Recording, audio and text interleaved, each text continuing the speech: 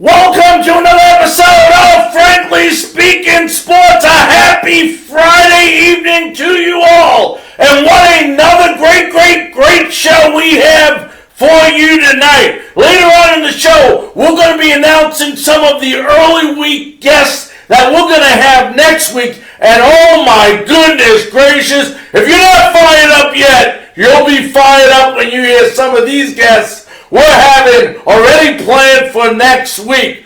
Also tonight, in about 14 minutes, we're going to have the great Bradley Lewis Walker, who is the host of the Sunshine State Sports Jammer and the Walker Report. Two different shows he does on a weekly basis covering Tampa Bay sports. So that's another great, terrific guest we have for you this evening. Want to also remind you, we are on several different platforms, from YouTube to Twitter to Facebook to 7 other different platforms as far as podcasting goes, from Breaker to Google to Spotify and so on and so on and so on. Now we start today's news off.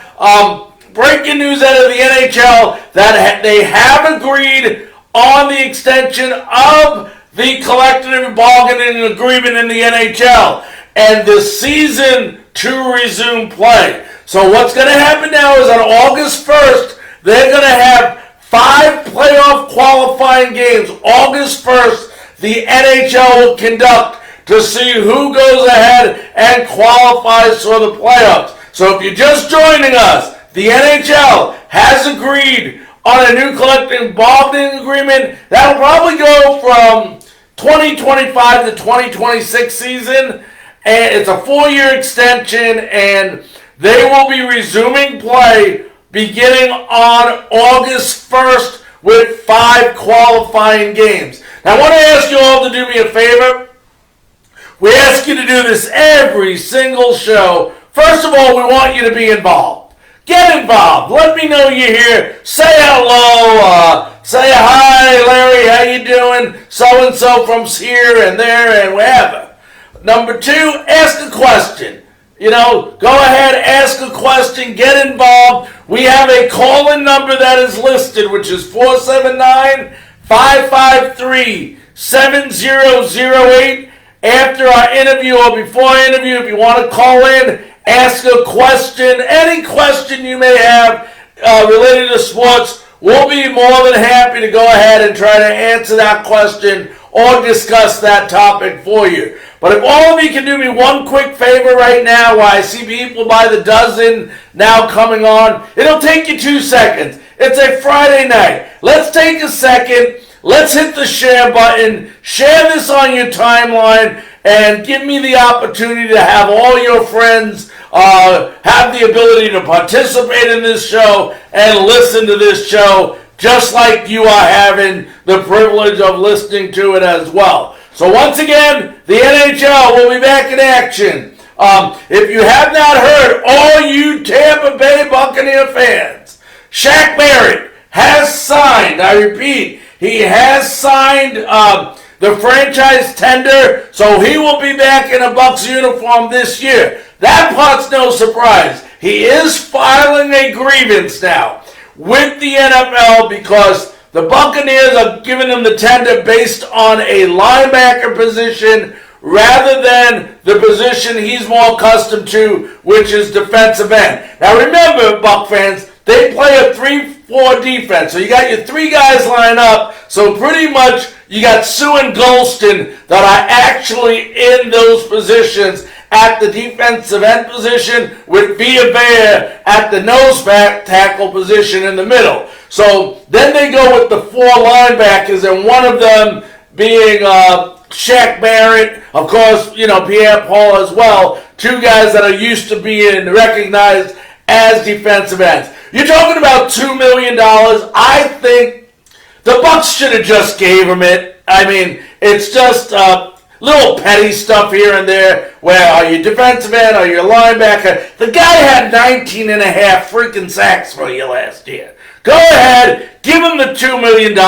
Stop acting like a bunch of cheap babies. The guy deserved it based on the year he had last year, and especially if you're planning on after this year, especially if he has that great year that he had last year again this year, you're going to re-sign him. You don't want bad blood. The $2 million grievance is not worth the bad blood. The Glazers and Jason Light should have just gave him the $2 million and let that be just a washout. And unfortunately, they didn't. They labeled him as a linebacker, so he's going to get the money that the linebackers get at that position instead of the defensive ends, unless the NFL overturns it. And, I hope the NFL does overturn it. I just hate seeing some of these damn owners being so petty and so cheap sometimes over a couple of $1 million, which is to them a couple of dollars, and it's just not worth it. Shaq Barrett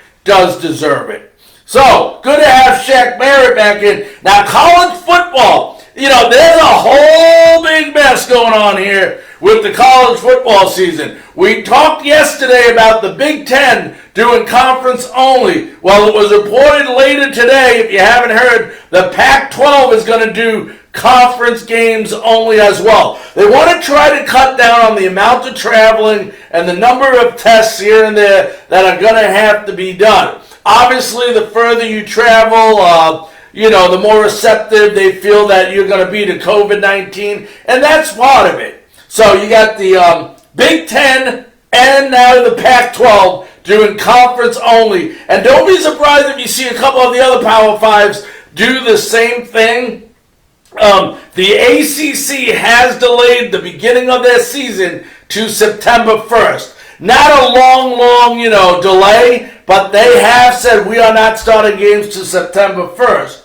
And the Ivy League has canceled its season altogether. Now, understand that these sports that are doing conference only are the entire fall sports programs. Not just the football team, but it involves the football team. And the school that loses out the most out of this, and I'm not upset about it. They deserved it because I've been saying for years now they need to get in a conference, and they've been crying because they want this NBC television contract that they want, and it was all about money. Well, is Notre Dame. See, if all these Power 5 schools decide not to play games outside their conference, Notre Dame don't have a schedule. That's all they do. They're not in a conference. So that means all the games versus Notre Dame that these big Power 5 conferences play will be negated and will not be played this year. Notre Dame has no chance of going anywhere.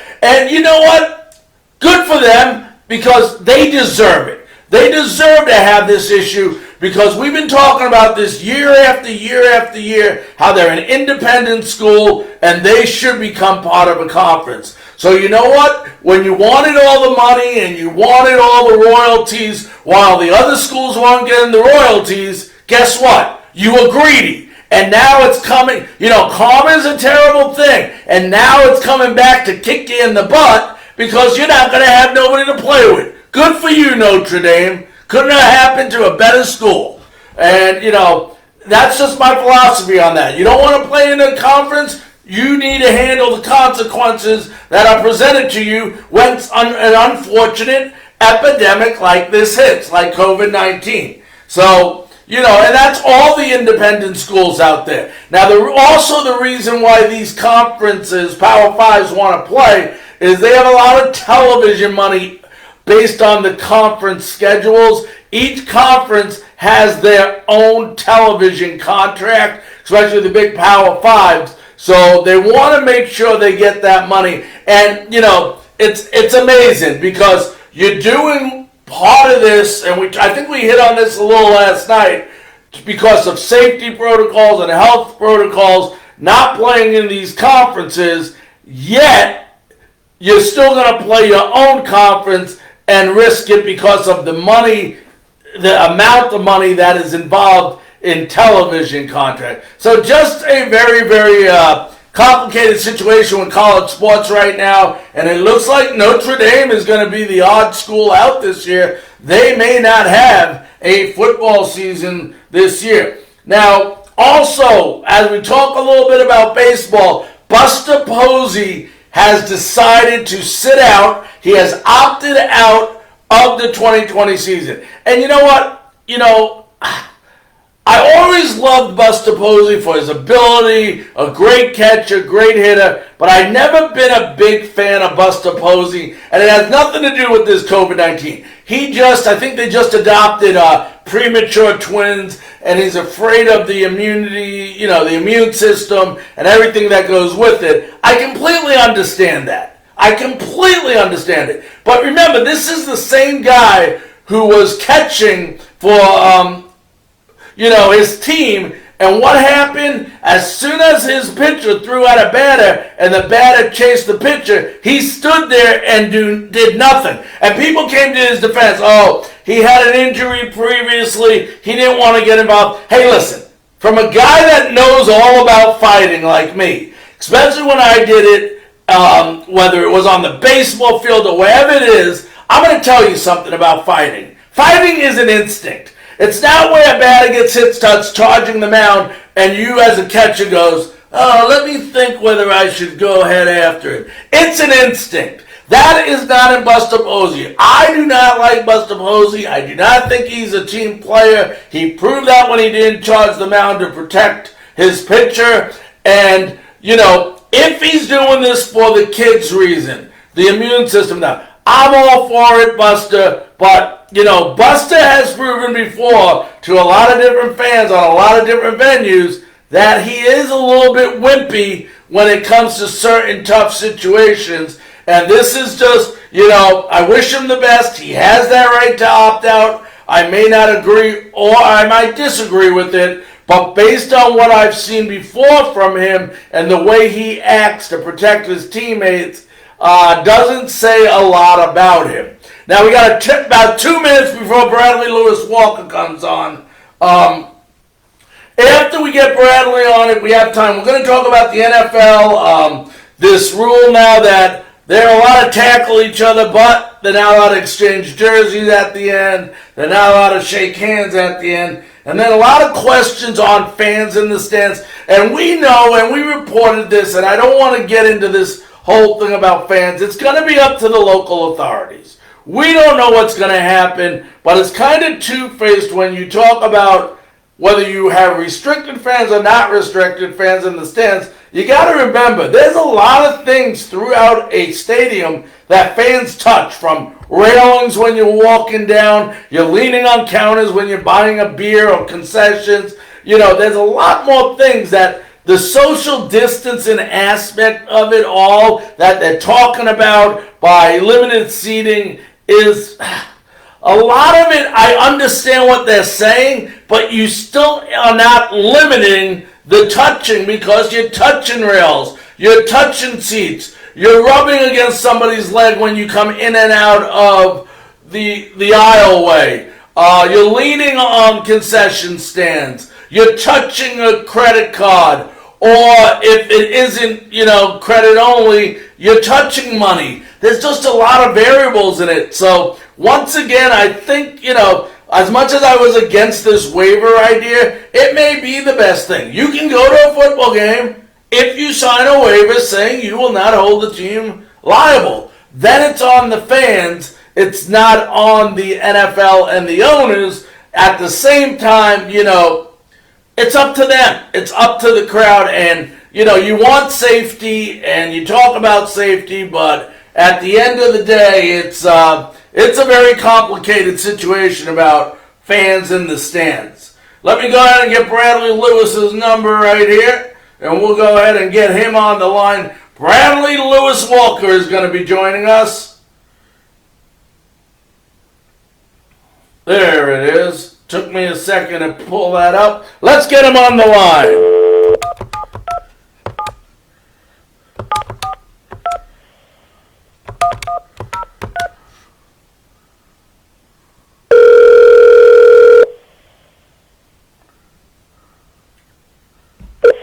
Hello? Ladies and gentlemen, it is my great honor, thrill, most of all pleasure, to introduce to you on the Frankly Speaking Sports Hotline. He is the host of the Sunshine State Sports Jammer and the Walker Report. Let's welcome in Bradley Lewis Walker. Bradley, how you doing tonight? I'm doing good, Larry. How are you? Bradley, as always, I'm doing great. Great to have you on the show again. Thank you so much for joining us this evening. Absolutely. Hey, let's start right out. I mean, we're both hockey fans. What a better time to have you on than the NHL, the players. They ratified the agreement, the CBA. It's going to go from 25 to 2026. The NHL is going to resume play beginning August 1st with some qualifying games. It's good to see hockey following suit and being back within the next couple weeks, isn't it? Absolutely. Absolutely, yep. And, we talk about the Lightning now, and the Lightning are probably going to be one of the teams, if not the team, out of Tampa Bay to be favored to win this, aren't they?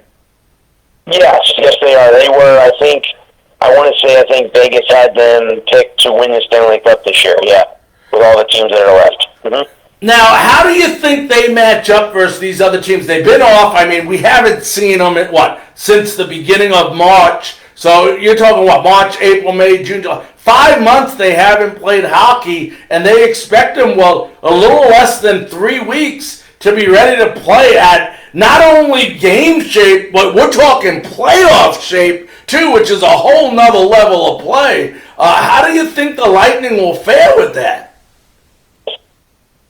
On their shoulder from last year, losing in the first round to the Blue Jackets and being swept in the first round.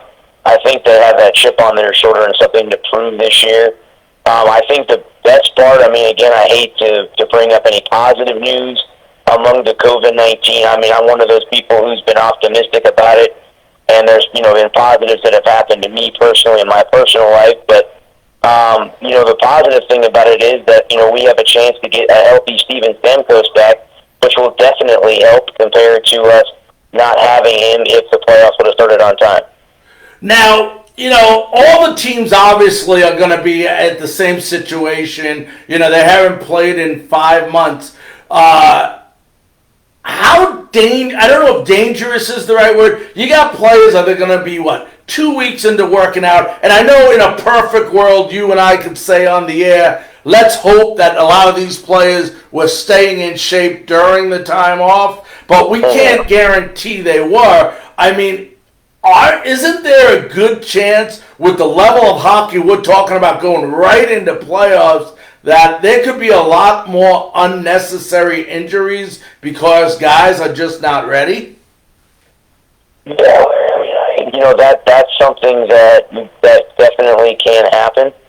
I was listening to local radio here in Florida a couple weeks ago, and they had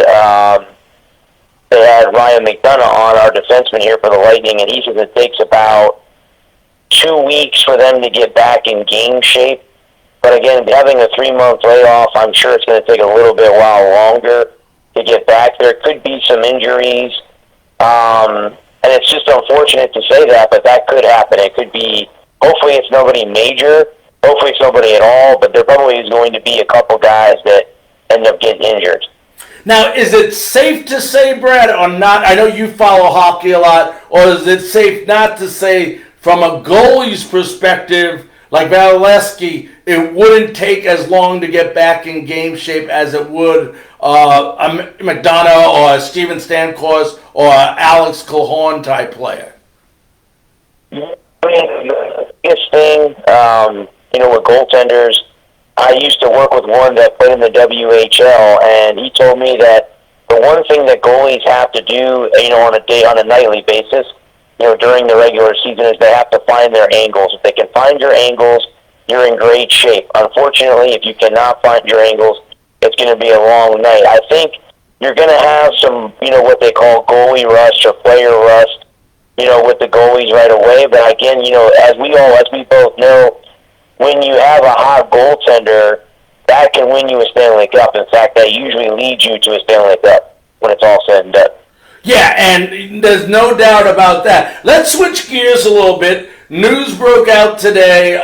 Shaq Barrett finally, for the Tampa Bay Buccaneers, did sign the franchise tender, but he's filing a grievance, which I do understand. The Buccaneers play a 3-4 defense, so they basically have three guys on the line with Vita Vea, you got Sue, and then, of course, you got Golston as the defensive ends, and they're paying him money, his tender, based on him being a linebacker, rather than them paying him what the tender would be if he was a defensive end. We're talking $2 million. And yeah, that's not, for you and me, that's a lot of money. But for the Tampa Bay Buccaneers and their ownership, it's pennies on the dollars. Don't you think they should just go ahead and say, as a good cause, goodwill thing, for a guy who had 19 and a half sacks for them last year, just to giving him the damn thing instead of him having to file a grievance for it?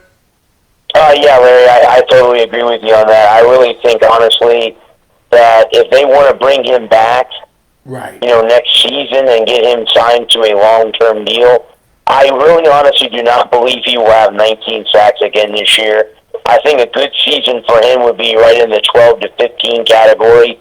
If he can do that, because again, now when you have 19 sacks, every offense is going to key in on you. I know, they have all the things to worry about with patterns and everything else, but they'll find a way to double team him or whatever. But he should be paid as a defensive end more than a linebacker when it comes to being tagged. So hopefully the Glazers will come around and get him tagged as a defensive end compared to having him tagged as a linebacker, so that he gets the $2 million. Because I think in the long run, if they give him that extra $2 million, he may take a discount next year on a long-term deal, where if they don't, he may say, you know what, after this year, guys, I'm going to walk, and I'll go find, money somewhere else. Right, because there's nothing good from the Glazers' standpoint that can come out of this by not giving him the $2 million.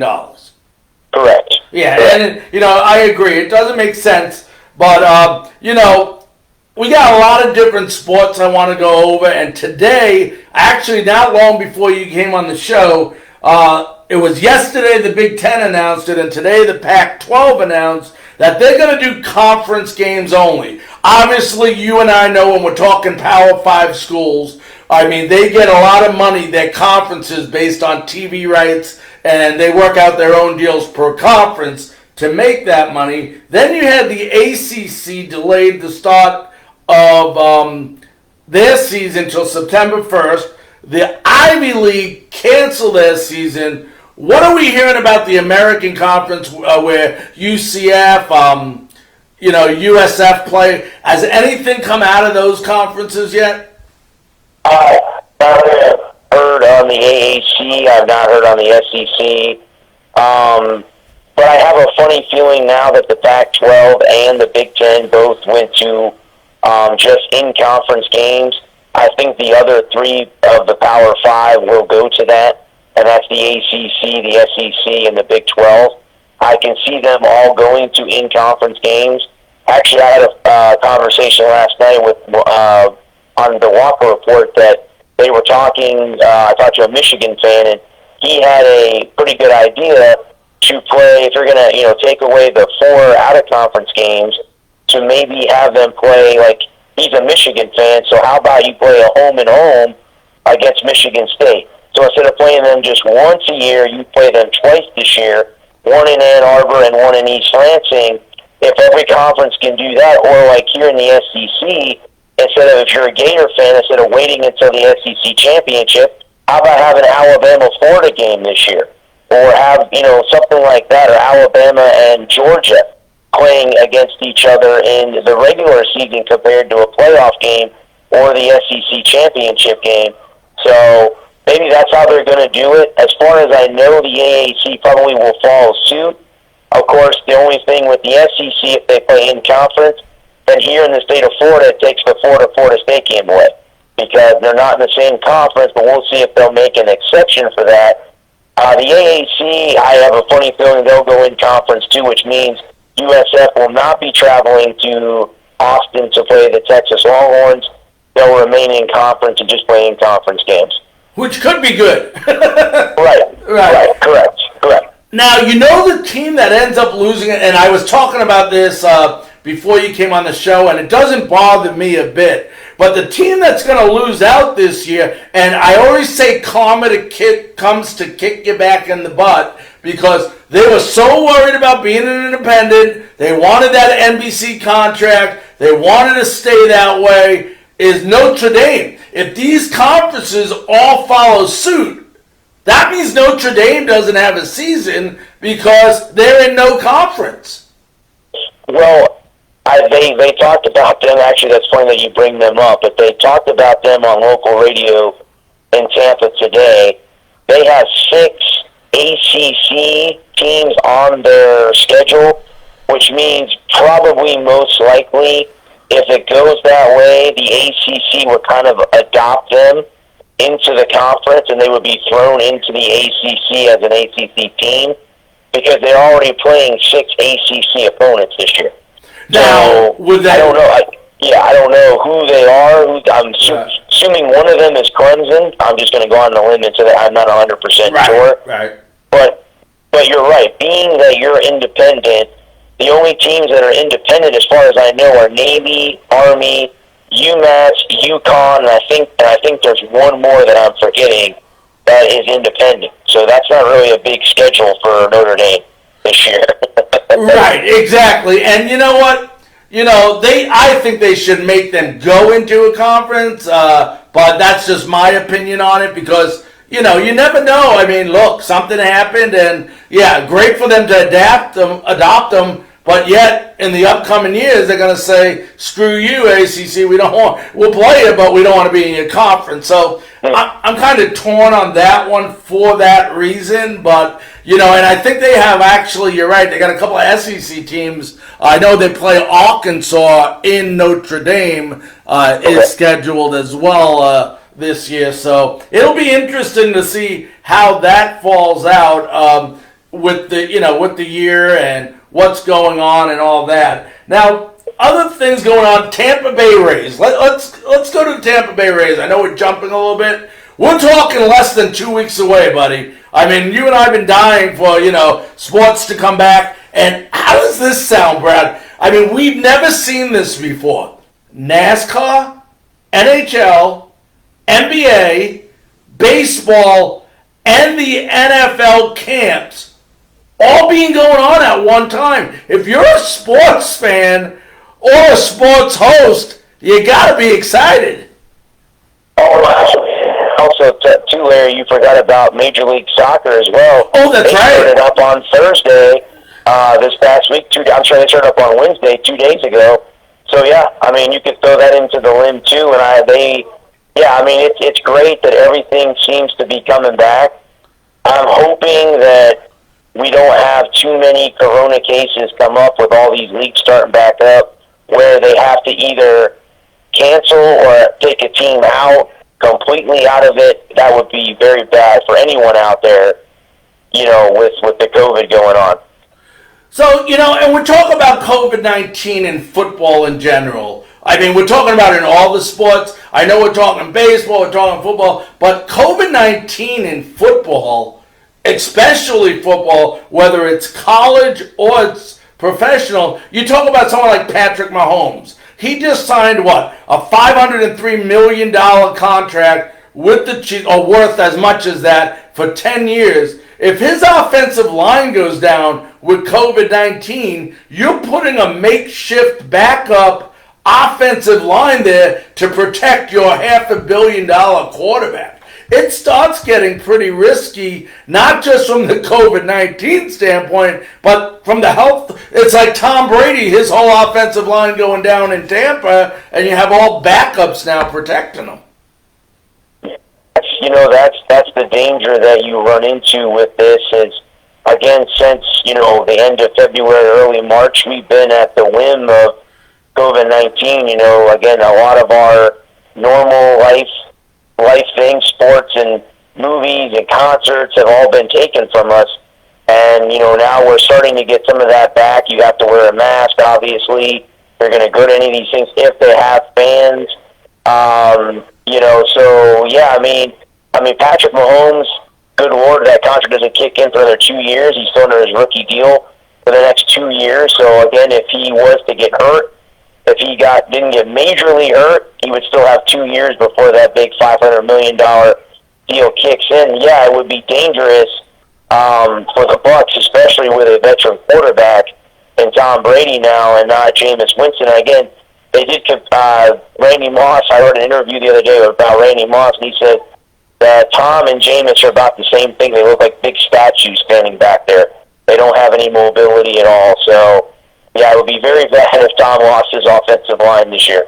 Yeah, and you're talking about possible, you're going to hear stuff all the way till the season begins about are there going to be fans? If there is fans, what majority of capacity are they going to allow? This and that. But at the end of the day, if you really think about this, and I'm just thinking from a fan's perspective, someone that's been to many, many, many games, and I don't care what sport, Bradley, you're talking about. You can be talking hockey, basketball, football, baseball, soccer. And they talk about reducing or, doing a certain percentage of capacity.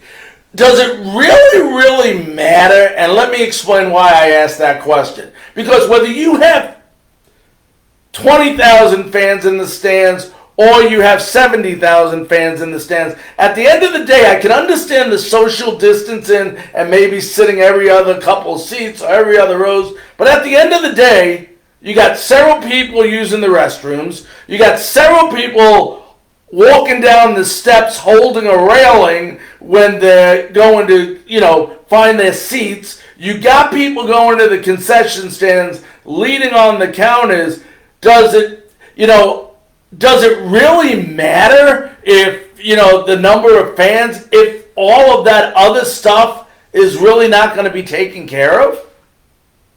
That is something, Larry, that I didn't even really honestly think about, because you're exactly right. I mean, I think they announced the other day that the Ravens were only going to have 14,000 fans in there. Mm-hmm. I guess, when it comes to the restroom or going to the concession stand or buying souvenirs or, every team has a team store, majority of them do. I guess what it'll be is they're going to have to keep sanitizing stations there. I don't know if they're going to have a cleaning crew, cleaning every, so many minutes to make sure that everything is kept clean. I don't really know. I guess that would be up to the teams and the stadium and stuff like that. But that's a very, very good point. I didn't really even think about that, because even if you have 14,000 fans, and like you said, most of the time, I mean, I've been to a lot of sporting events too. I don't think I've ever not gone to the restroom at a sporting event and or not gone to get something to drink or buy a souvenir. So, yeah, that's going to be interesting how they'll keep everything clean even with having limited amount of fans. And I would think, this is from what I'm understanding, because I saw that article too. I think Greg Orman was the one that I saw that had put that out from The Athletic. And when you talk about fans in the stands, obviously the NFL owners are worried about their pockets, getting lawsuits, being liable. But at the end of the day, I would believe, and this is just my thinking, if whatever the authorities, the local authorities allow, I would believe that's what the teams are going to allow in, as long as these fans sign waivers saying the team isn't liable. They're not going to care about anything else. I think they're only worried about the liability. So if DeSantis down there in Florida says you can put 50% capacity, I would think the Glazers are going to say, okay, as long as you sign a waiver that we're not responsible, each fan, they're going to put that 50% in the stands. Yeah, I'm one of those lucky ones. You were just talking earlier about Patrick Mahomes. I'm one of those lucky guys who got 2 tickets to the Chiefs game this year, so I'm hoping to be able to go to see him in person. But if they do go ahead and do put 50%, then I have a funny feeling, you're going to have to wear a mask. I think we all know most of the stuff now you're going to have to wear one. But yeah, I think honestly, yeah, I mean, if they make you sign a waiver that says, hey, we're not reliable. If you catch it in here, we're not reliable for it. So yeah, I think they'll do it if they can do it. And I can see that being done in Amalie Arena. I can see that being done at Tropicana Field because they're both inside and air conditioning. But you talk about 115 degrees on the field and you're wearing masks in the stands, that's going to have to be difficult for some people to breathe, I would think. Well, yeah, actually, it's funny that you bring that up, too. Me, personally, I will be going to Disney on the 30th of this month. And we have to wear a mask in the theme parks, and it's going to be hot. Now, here's the thing. Looking from a CEO's perspective at Disney, I think they would rather have someone pass out and fall and pay that lawsuit compared to having someone getting COVID and then having to shut their park down again. So from a CEO's perspective, neither one of those scenarios is a good thing. I'm not saying falling is a good thing compared to getting COVID, and I'm not saying that getting COVID is worse than falling or anything like that. I'm not trying to make that comparison, but I'm just saying from a CEO's perspective, I think they're looking at that as saying we would rather pay for a slip and fall or a pass out than having our stadium and or theme parks get closed because of COVID. And thinking back to COVID anyway, the reason why I think it's going up in my state is because there are people that are in my age bracket from 20 to 30s, and what it is they're sick, and they don't care, and they go out to the bars and go get everyone else sick because they're not showing any symptoms. They just go out like, oh, I don't care, not taking into consideration that other people in different age brackets can get sick. And now it's spiking again, back up in the air again. So until people learn how to keep responsible for themselves, you're going to have numbers spike through the roof.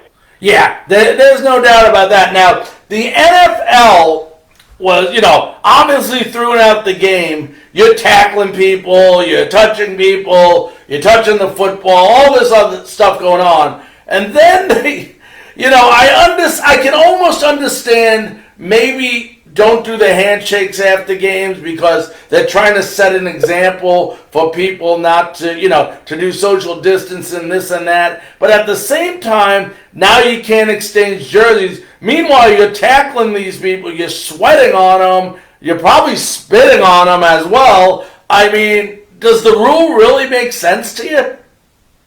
No, not at all. Now that you put that kind of perspective, it doesn't, because you're sweating, you're spitting on them or whatever, so your DNA is getting on them anyway. So why would it make a big difference not to be able to shake hands after a game and or exchange jerseys, which I know is very popular amongst NFL players. So I don't know, what that rule makes any point. And as you know too, when baseball starts up, you're not going to be able to spit sunflower seeds. I want to wish the MLB the best of luck with trying to stop players from doing that, just saying. I wish them the best of luck in that. Yeah, and that's got, it's like any other, doing sunflower seeds, and I know personally, it's almost like a tobacco addiction when you're doing tobacco. Those players that do tobacco, those people do sunflower seeds. So I agree with you. How you get players that have consistently been doing that 162 games a year and tell them all of a sudden you got to stop has to be, number one, very difficult, but number two, I don't think people go out there and pick up sunflower seeds with their hands once somebody spits it out. If anything, maybe they're walking on it, this or that. So, that's another one that you're saying, but then again, we would be complaining if they weren't taking those safety precautions. Correct. I mean, I think most of the time from the games that I've been to, at Tropicana Field or at Fenway Park, they sweep the seeds off the field or in the dugout. Again, they could, I guess, sanitize brooms or throw the broom away and get a new broom for every game. I think we're only going to have a 60-game season. I don't know what the custodial costs are for each franchise and if they could afford that. But I like I said, Larry, I'm was flabbergasted to see the rules when they came out and there are still players that chew tobacco. So I know, you saw a great player in Tony Gwynn come to throat cancer from chewing that all those years, and we lost him. And you would think that a lot of players would stop, but it's just like smoking cigarettes.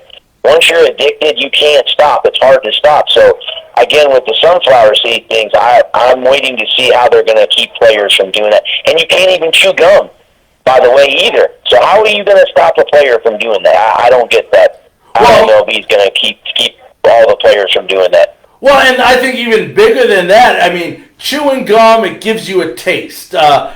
Same with tobacco, same with sunflower seeds. And now you can't spit. I mean, here you are. You're an athlete. You're sliding in dirt. Gets in your face, especially if you do a head first dive. I mean, what are they going to say? You can't slide into a base anymore because you're going to touch a player? Yeah. That's going to be a very weird rule, at least for this year, or at least moving forward, with baseball.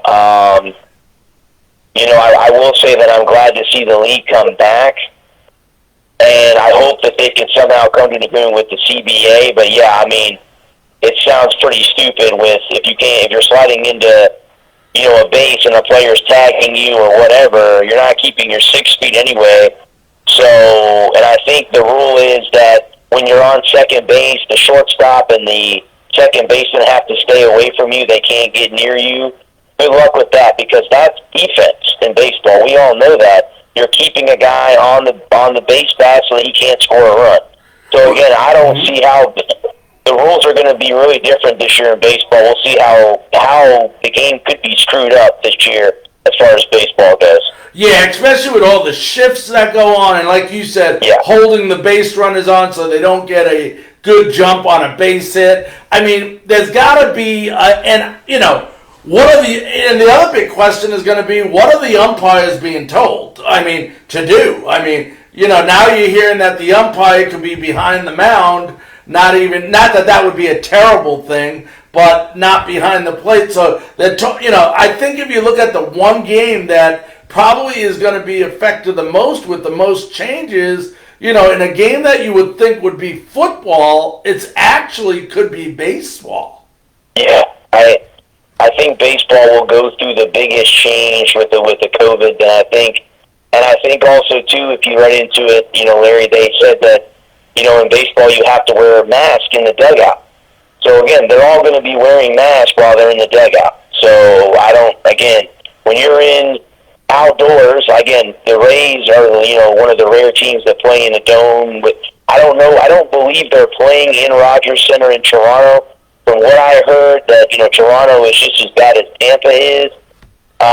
So I don't know what they're going to do there. I think they're going to move the Blue Jays to Buffalo, New York. That was the last I had heard, because they were going to play down here in Dunedin, and that is not going to happen either because of the rising COVID cases here in my state. So they don't know what they're going to do. But being outside in say in California, and you have a mask on and you're sitting in the dugout and it's 100 degrees outside, I wish the players the best of luck with that. So we'll see how it all plays out. And these guys are being tested so much. They're being tested, just at an outrageous number. Well, at least that's the plan of it. I know we've had some kinks in it, but you're talking 2-3 times a week coming up. If everyone's being tested that closely, is there really any need for them to wear a mask in a dugout? That's the $1 million question there too. If you're being tested 2 or 3 times, a week, during games, and you're testing negative, what would be the point of wearing a mask? And then if you think about this too, how often do the managers will yell at players? They usually normally will use hand signals. As we all know, that's how they are able to tell the players, if it's going to be a hit and run, or you're going to stay here, or steal a base. So we'll have to, wait and see how that's going to work too with a mask on. So should be interesting. Yep. Well, listen, Bradley, I want to thank you so very much for joining us on Frankly Speaking Sports this evening. I really enjoyed having you again.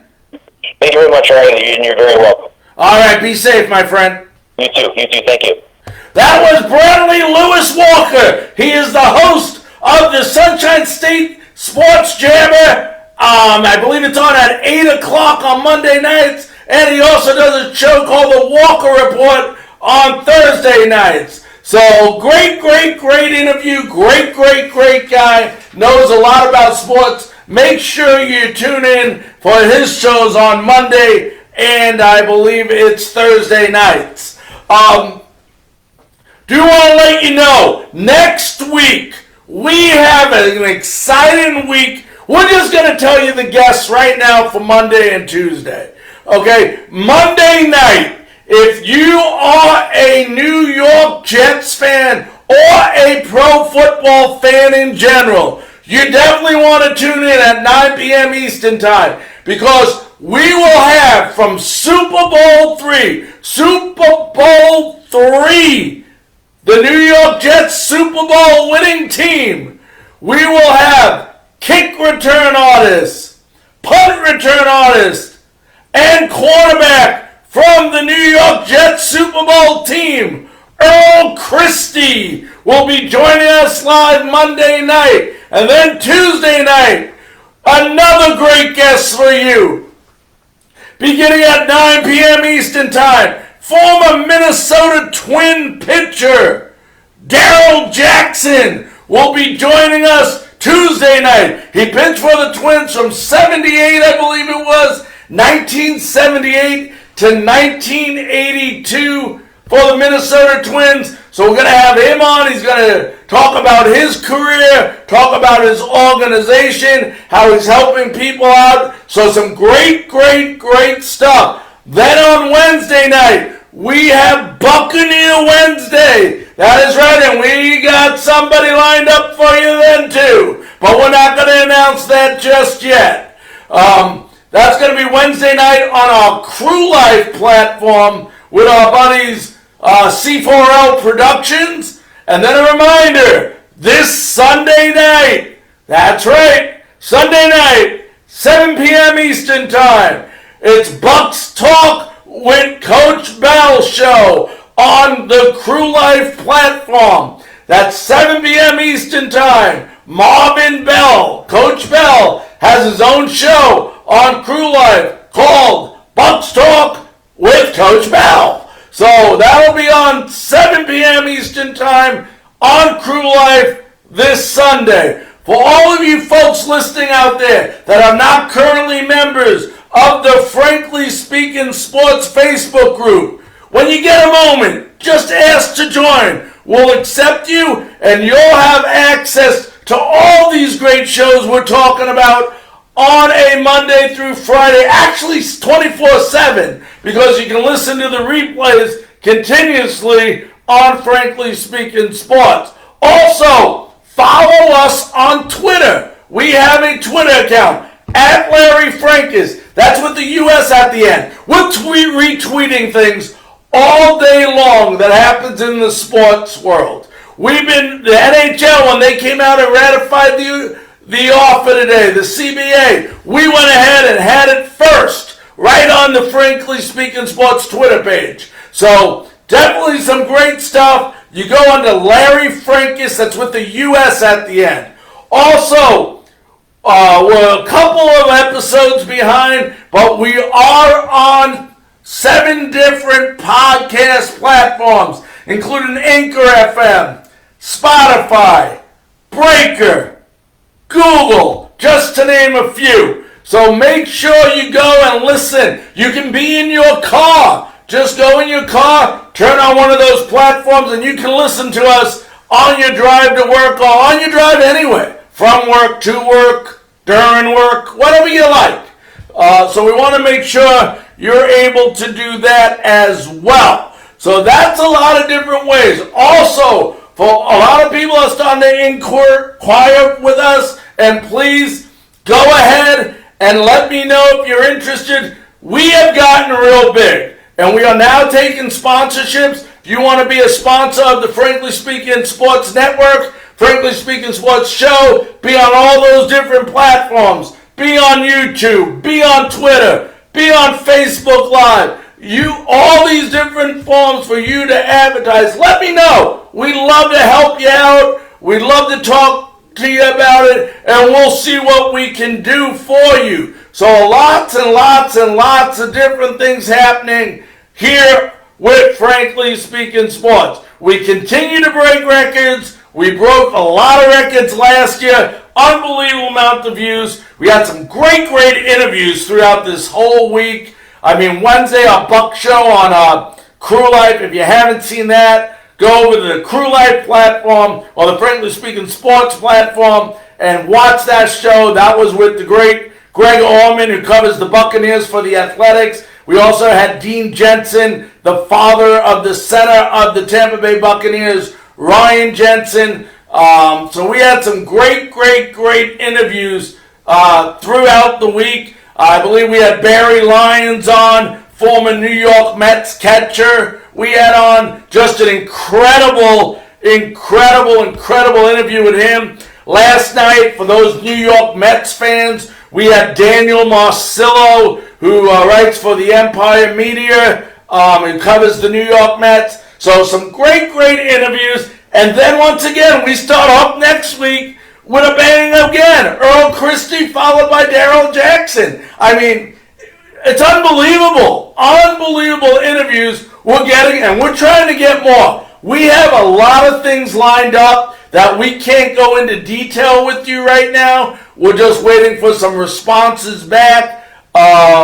We hope to, as soon as we get some information on, we could have some breaking news for you in regards to some of the things that we are planning on doing here on Frankly Speaking Sports. So just a great opportunity for you guys to listen to some great interviews. We got about 4 minutes left in our show. If you're on the line, you want to call in, it'll take you 2 seconds to ask a question, ask me to talk about a quick topic. The number here is 479-553-7008. That is our call-in line, 479-553-7008. Or just leave a message right here. Just look at your screen, type, say, Larry, what do you think about this? It's so-and-so from so-and-so, or from somewhere, wherever you are.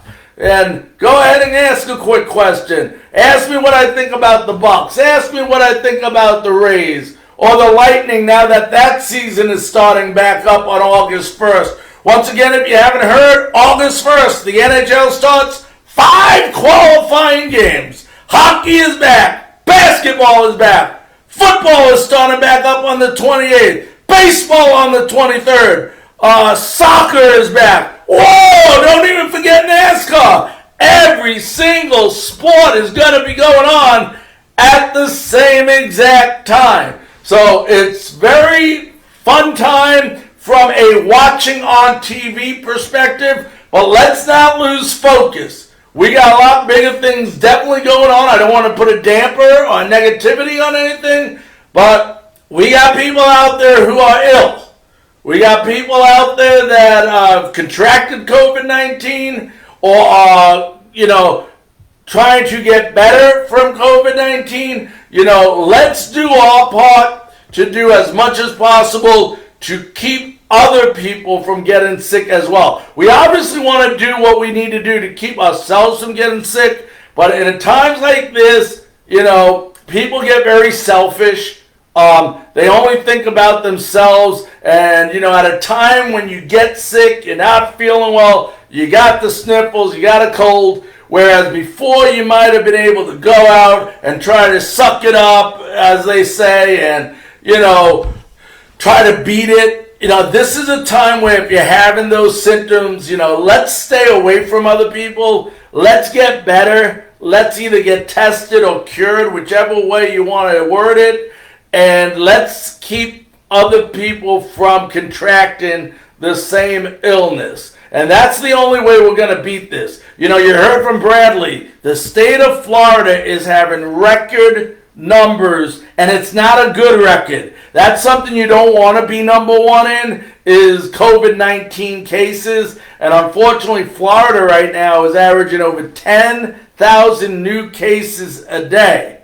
I mean, you think about it, hopefully they'll run out of people that can get it anymore because there's so many people getting it. But, it just tells you how big Florida is. Every single day, thousands and thousands and thousands, up to 10,000 people a day contracting this illness in one state. That's one state. So, I ask everybody to think of others during this time, and let's make sure we're doing the proper protocols, the proper safety, and all that stuff to keep other people from getting this illness as well. Well, we had a great, great week. I want to thank you all so very much. Once again, I want to remind those of you, before we leave this Monday night, an episode you don't want to miss. Super Bowl III, Super Bowl champion. He was a kick returner, punt returner, and cornerback for the New York Jets winning Super Bowl team. In Super Bowl III, Earl Christie will be joining us live Monday night beginning at 9 p.m. And then Tuesday night, former Minnesota Twins pitcher, Darryl Jackson will be joining us live at 9 p.m. Eastern Time. He pitched from 1978 to 1982 for the Minnesota Twins. To everyone, have a great, great, safe weekend. We'll see you back Monday on another episode of Frankly Speaking Sports. Good night.